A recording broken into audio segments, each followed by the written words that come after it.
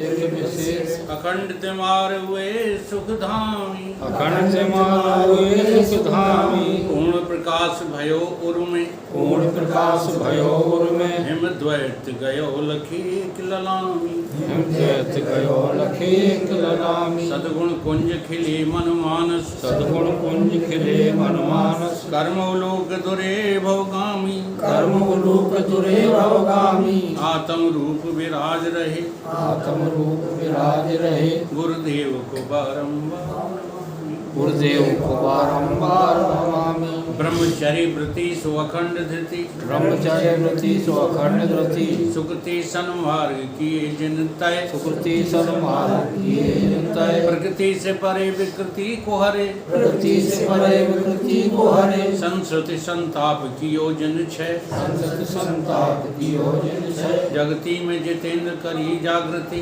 जगती में जितेंद्र करी जागृति निर्मल सद्ज्ञान दियो निर्भय निर्मल सत ज्ञान दियो निर्भय श्रोता समाज सभी बोलो सोता समाज सभी बोलो श्री सतगुरुदेव भगवान की श्री जय। सतगुरुदेव भगवान की जय।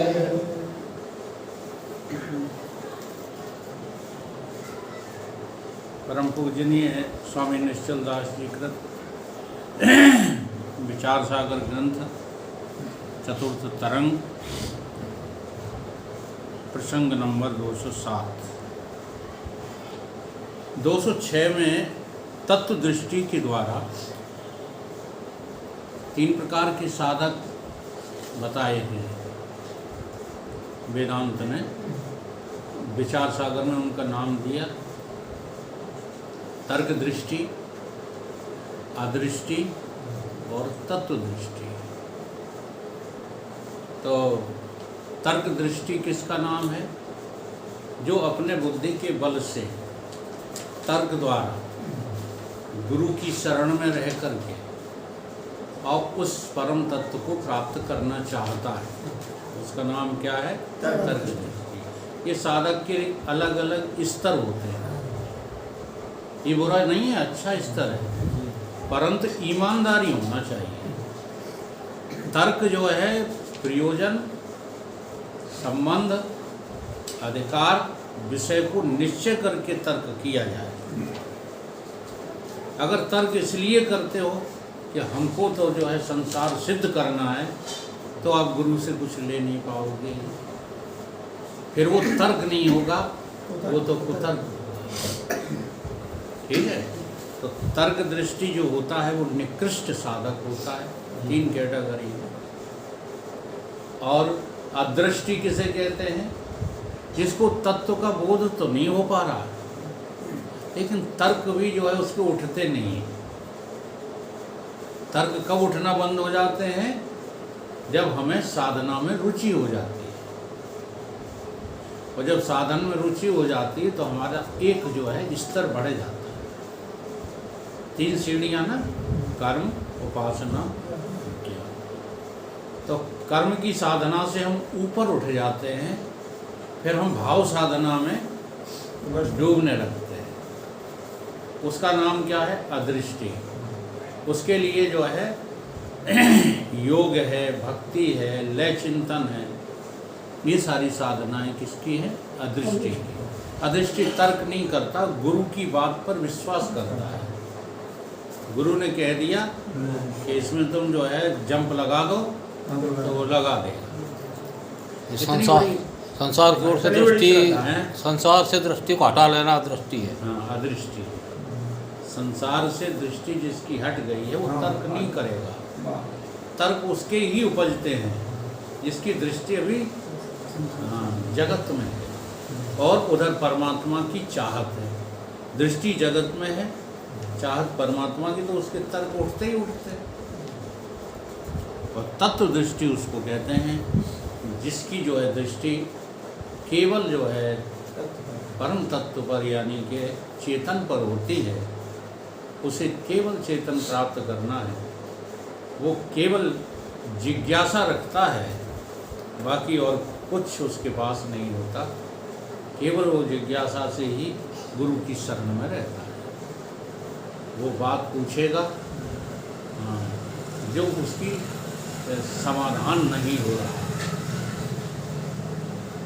बाकी और किसी से न तो भाव से मतलब है उसे, न क्रिया से मतलब है, केवल मतलब है तो अपने स्वरूप से। तो यहाँ तत्व दृष्टि का प्रश्न है, क्या पूछ रहा है वो?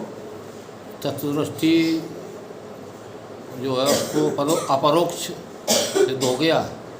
नहीं, तत्व दृष्टि का जो है अभी अज्ञान नहीं मिटा है, लेकिन मल विक्षेप दूर हो गया। अच्छा, मल को दूर करने के लिए है तर्क दृष्टि, विक्षेप को दूर करने के लिए है अदृष्टि, और आवरण यानी कि अज्ञान दूर करने के लिए है तत्व दृष्टि।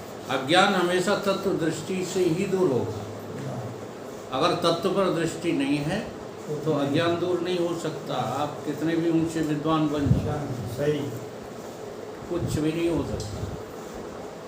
इसलिए दृष्टि सदैव तत्व पर रखनी चाहिए। तो यही सबसे बड़ा लाभ है, गुरु की बात पर, संत की, शास्त्र की बात पर दृढ़ हो जाना। इससे ऊंची और कोई बात है ही नहीं। गुरु ने कह दिया है तो बस पत्थर की लकीर है, मुझे पता हो या ना हो। इसलिए विश्वासम फलम लायक।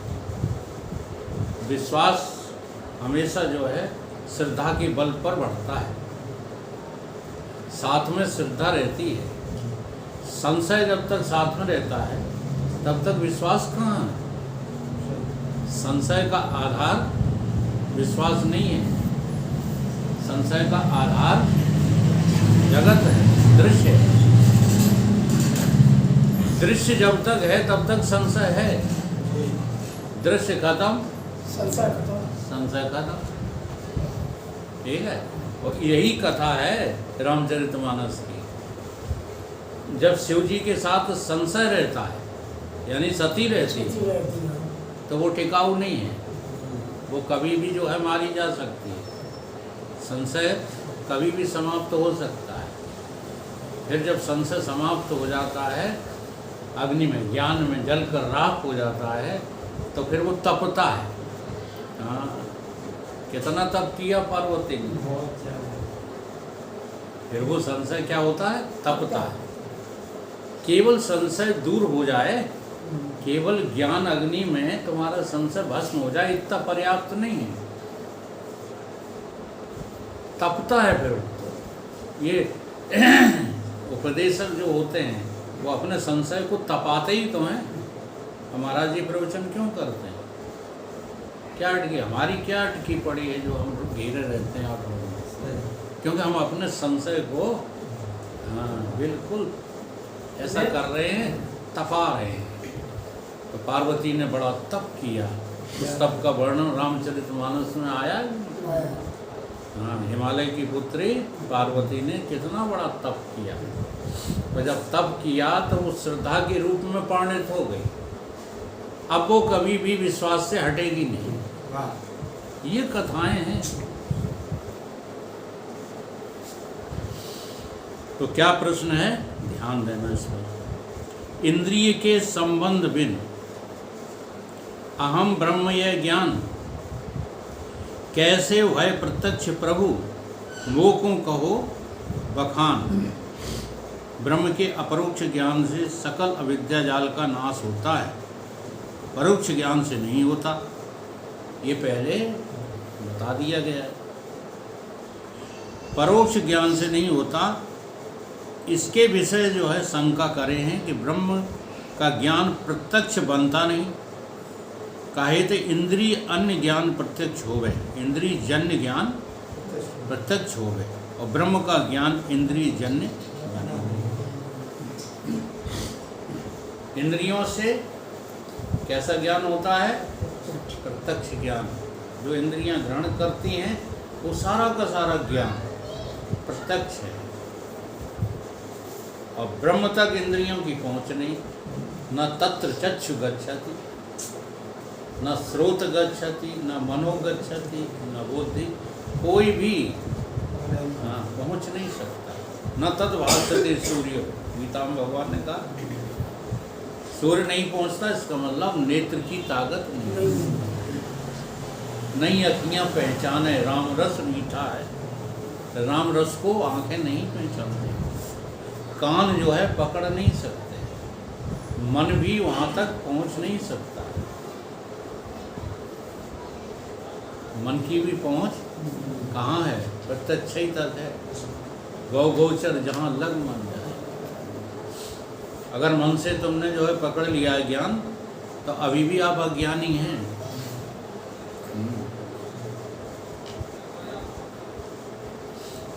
ब्रह्म को नेत्र की अविषयता, नेत्र इंद्रिय से रूपवान का अथवा नीलाधिक रूप का ज्ञान होता है। रूपवान का ज्ञान कैसे होता है? नेत्र का, नीला है कि पीला है, काला है कि हरा है, गोरा है कि काला है, छोटा है कि बड़ा है, ये सारा ज्ञान किसका है? नेत्र इंद्रिय का। और ब्रह्म ऐसा है नहीं, ब्रह्म न नीला है, न पीला है, न हरा है, छोटा है, न बड़ा, हाँ, न साकार है, न निराकार, कुछ भी नहीं। इसलिए इंद्रिय जन्य ज्ञान ब्रह्म का हो नहीं सकता कि हम ब्रह्म को जान गए। कैसे जान गए, कैसा है ब्रह्म, तो वर्णन करने लगे कि ऐसा है, धनुष टांगे हुए है, मुरली बजाता है, ये ब्रह्म ज्ञान नहीं है।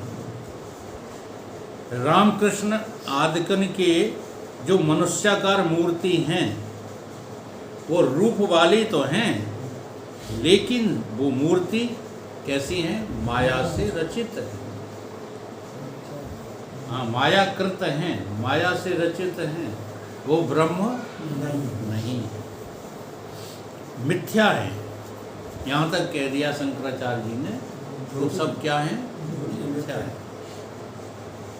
हमारे गुरुदेव जो है युग पुरुष जी एक वाक्य बोलते हैं, रट गया होगा आप लोगों को, थोड़ी देर के लिए दिखा हुआ भगवान, थोड़ी देर के लिए दिखा हुआ भगवान भी संसार ही होता है,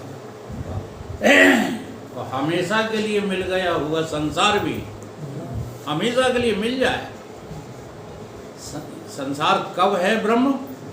जब हमेशा के लिए मिल जाए, तो हमेशा के लिए मिला हुआ संसार भी ब्रह्म है।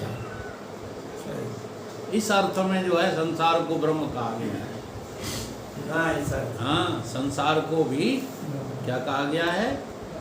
ईश्वर का स्वरूप कहा गया है। ये जग हरि का रूप है, हरि रूप नजरिया आया। तो कब है हरि का रूप? सदा सदा हो। तो ऐसा कोई संसार ढूंढो तुम, ऐसा कोई है ही नहीं, जो तुम्हारे साथ सदा रहे। कोई चीज ऐसा कोई संसार तुम्हें मिलेगा ही सिवा उसके है ही नहीं। ठीक है, तो संसार में चेतन की व्यापकता का यही अर्थ है कि तीन कालों में संसार नाम की चीज तो है नहीं, केवल ब्रह्म ही। सत्य। हाँ, अज्ञान से, भ्रांति से संसार होकर भास रहा है।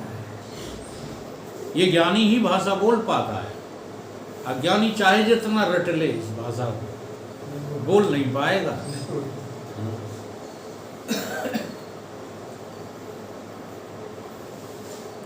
वो तो सत्य सिद्ध करने लगता है। जिन लोगों ने संसार को सत्य, तमाम जो है संप्रदाय हैं जिसमें संसार को सत्य कहा गया, चारों वैष्णव संप्रदाय। हाँ, अब वो संसार को सत्य कहते हैं तो वहाँ ये सिद्ध नहीं कर पाते हैं कि वो एक है, अनंत है, अद्वय है, ये सिद्ध नहीं कर पाते।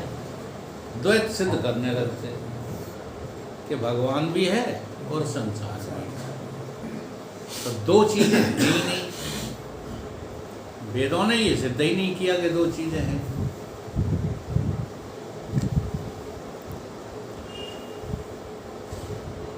पुराण में रामकृष्ण आदिकन को ब्रह्मरूपता कही है।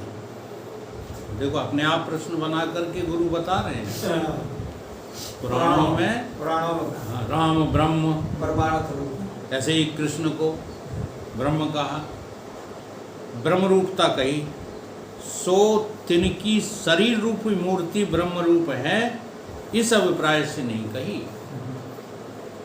उनके शरीर ब्रह्म है सो नहीं, इस अभिप्राय से नहीं कही, किंतु तिनके शरीरन का जो अधिष्ठान चेतन है, अब आगे जो शरीरों का अधिष्ठान है ना, जैसे मकान का अधिष्ठान। मिट्टी। अब मकान को मिट्टी नहीं कहा जाता है, सही, क्योंकि मिट्टी में आप जो है छां नहीं ले सकते।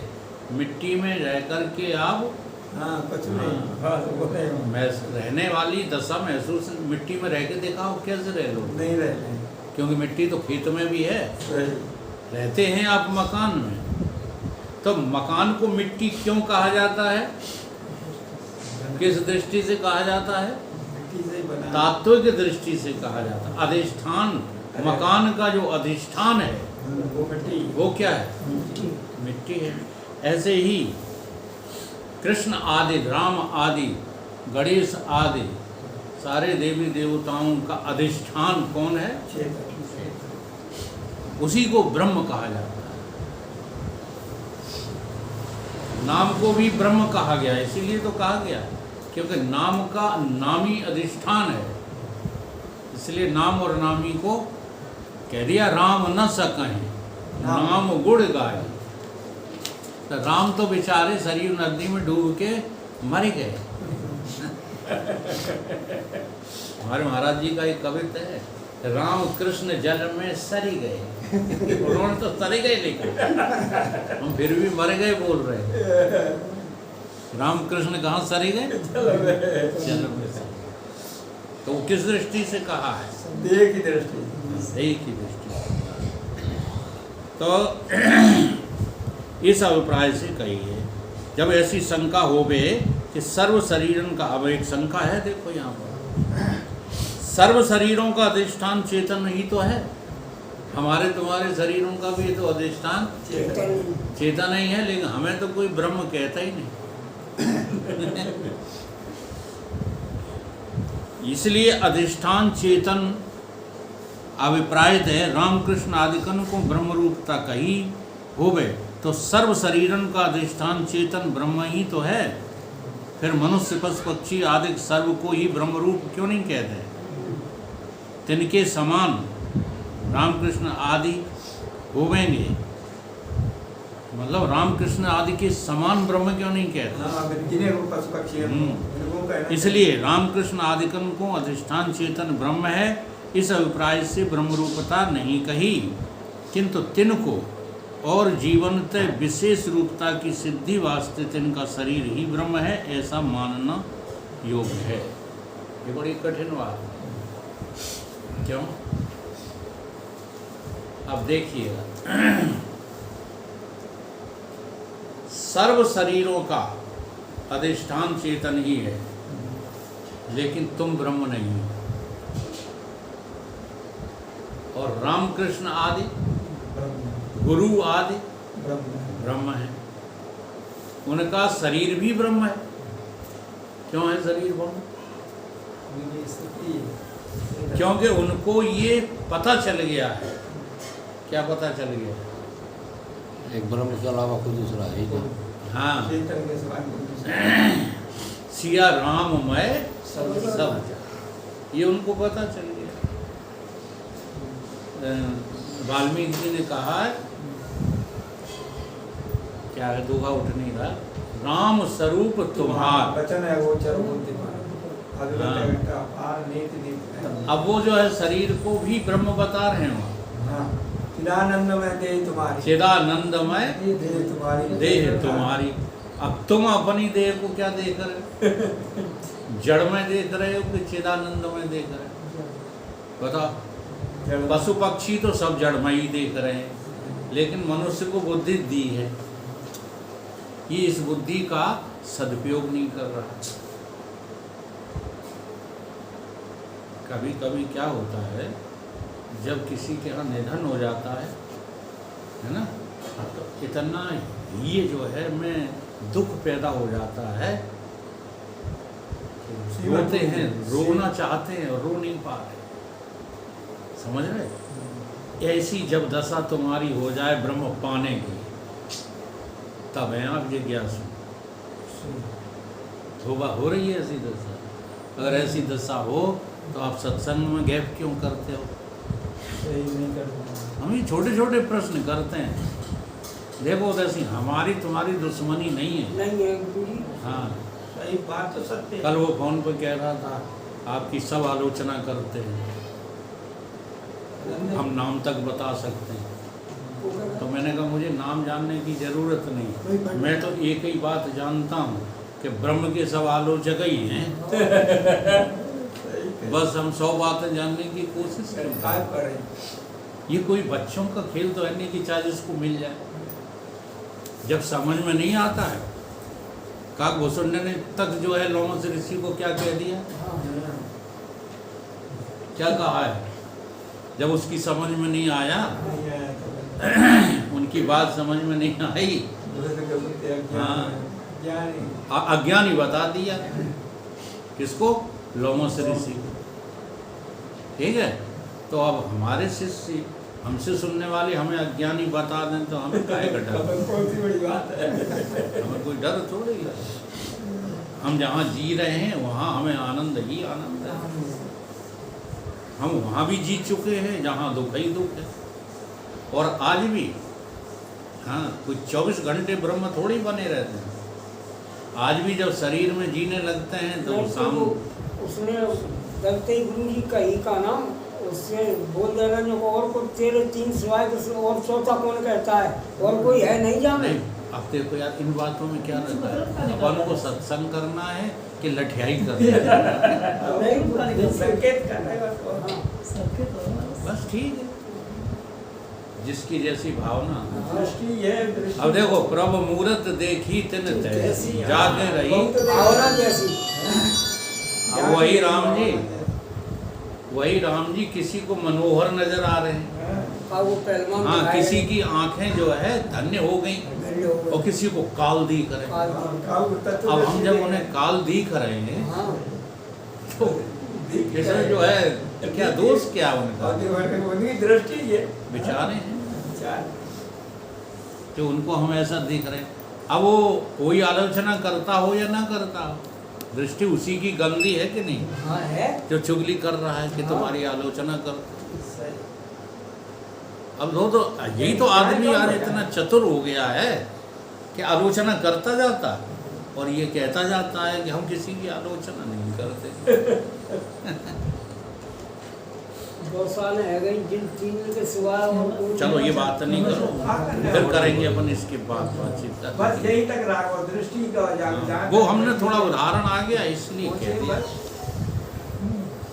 तो रामकृष्ण आदिकर्ण के शरीर जो है ब्रह्म कैसे हैं? क्योंकि उनको पता है कि शरीर नाम की कोई चीज नहीं है, इसलिए उनके शरीर ब्रह्म है। अब हमारे शरीर अभी ब्रह्म कैसे हो सकते हैं? जब हमें शरीर में हाँ, जब हम शरीर में ही अटके हुए हैं तो हमारे शरीर का अधिष्ठान तो चेतन है। वो तो तुम्हारी सुसुप्ति बता देती है। सही। रात को तुम और तुम्हारी संपदा और तुम्हारा संसार कहाँ चला गया था? सही हो तो पाया अगर होता वो सिद्ध हो रहा है। हाँ, तो उस समय भी होता। अगर संसार सत्य होता, तो सुसुप्ति में क्योंकि सत्य तो त्रिकाल अबाध्यम है, तीनों कालों में सत्य का बाध नहीं हो सकता। नहीं हो सकता। तो सुसुप्ति में जैसे हो जाएगा। जो रहा, जिसका अभाव हो गया वो है नहीं है। अब यही थोड़ा फर्क होता है। सुसुप्ति काल में संसार का अभाव होता है और ज्ञान काल में संसार का नाश होता है। ये फर्क है। जब तुम संसार का नाश कर लोगे तो जीते जी तुम ब्रह्म हो। ठीक है, और अभाव तो सुसुप्ति में भी हो जाता क्या है। दृष्टि से कई बार में गई है। जी, चिदानंद में दे चिदानंद में दे। तो अधिष्ठान चेतन ब्रह्म है, इस अभिप्राय से ब्रह्मरूपता नहीं कही, किंतु तिनको और जीवन में तिनको जीवन से विशेष रूपता की सिद्धि वास्ते तिनका शरीर ब्रह्म है, ऐसा कहा गया है, ऐसा माना गया ये समान है। है। ठीक है, इसलिए कहा। अब विशेष रूप से हम अभी क्या हैं? अविद्या विशिष्ट चेतन, माया विशिष्ट चेतन अभी हम नहीं है ही नहीं। और जिस समय तुम अविद्या को और माया को दोनों को बाध कर दोगे, उस समय आप माया विशिष्ट चेतन भी होंगे, अविद्या विशिष्ट चेतन। तो ये विशेषता हुई कि नहीं? इस विशेषता के कारण से उनके शरीरों को भी ब्रह्म कहा गया है। कहते हैं सो बनता नहीं, क्यों? क्योंकि शरीर का बाध करके तिनके शरीरन को ब्रह्म रूपता माने, फिर तर्क दिया तो सर्व शरीरन का बाध करके शरीर ब्रह्म रूप हैं, और बाध किए बिना तो अन्य शरीरन की भांति हस्तपाद आदिकन अवयव सहित रूपवान क्रियावान शरीर का निरअवयव निरूप अक्रिय ब्रह्म से अभेद बने नहीं। इसलिए रामकृष्ण आदिकन का सारे शरीर ब्रह्म नहीं है, ये तर्क दिया। क्योंकि बाध जो नहीं किया तो हमारा हो या तुम्हारा हो या रामकृष्ण का हो, वो कैसे ब्रह्म हो सकता? तो कहते हैं इतना भेद है। जीवन के शरीर पुण्य पाप के अधीन है। हमारे तुम्हारे शरीर काय के अधीन है? पुण्य पाप पुण्य पाप के अधीन है। हाँ। पुण्य किया है तो अच्छा शरीर मिल गया, पाप किया होता तो लंगड़े होते, लूले होते, गूंगे होते। हाँ, ये सब पाप का ही फल है जो आज सामने भोगना पड़ा। भूतन के कार्य हैं और जीवन को देहादिक अनात्म पदार्थ विषय अविद्या बल से अहम मम अध्यास है। हम लोगों को अविद्या के बल से है। इसमें घबराने की जो है जरूरत थोड़ी, केवल लगन बढ़ाने की जरूरत है। अविद्या का ऐसा बल है कि अविद्या जीव को मजबूर कर देती है। हाँ, क्या मानने पर? देह मानना ही पड़ती है। मानना ही पड़ती है। तो अविद्या के बल से सभी जीव अपने को देह मान रहे हैं, और देह के मानने से क्या है? तुम्हारा अध्यास जो है बढ़ गया है, काहे से? संसार से, शरीर से। इसलिए तुम्हारे शरीर ब्रह्म नहीं हो सकते। पुण्य पाप का फल है, कहते ही हो। हाँ, अब पाप किया है तो भोगना तो पड़े, वही लोग क्या करें? क्या करें? अब अगला जन्म सुधारना तो पुण्य करो, ठीक है। और वेदांत क्या बोलता है? इसलिए वेदांत को बड़े सहूर से बोलना चाहिए। जहाँ घट नहीं रही हो बात, वहाँ बोलना नहीं चाहिए, हैं? जब तुम बोलते हो ना, कर्म शुभाशुभ दो में बंधन, सोने की बेड़ी हो जाए लोहे की बेड़ी, तो तुमने जो है ना सोने की देखी ना लोहे की देखी, बिना देखे बोल रहे। आत्म शुद्ध स्वरूप को भूलो, मान लियो में शीश लो एड़ी। अब क्या है? पुण्य लहे शुभ कर्म किए, तो यहाँ जी रहे हो कि इसका तुम्हें बोध है। अभी पुण्य करने में तुम्हें अच्छा लगता है, पाप से तुम्हारी वृत्ति हट गई, तो ये जो है बोध है कि उसमें अभी जो है रमे हो। अरे जानो, बेईमानी थोड़ी करनी है। अगर हम रमे हैं तो कह दो हम पुण्य चाहते हैं। क्यों चाहते हैं? क्योंकि हमें दुख नहीं चाहिए आगे, ठीक है। और ब्रह्मज्ञानी जो होता है वो इन सब को जानता है कि चाहे जितने पुण्य कमा लो, फिर भोग भाग करके आना तो पापों में ही पड़ेगा। ये ज्ञानी जानता है। भाव पूर्ण भोगनाशा हम्म। भाव पूर्णाशा तो अनात्म पदार्थन में जीवों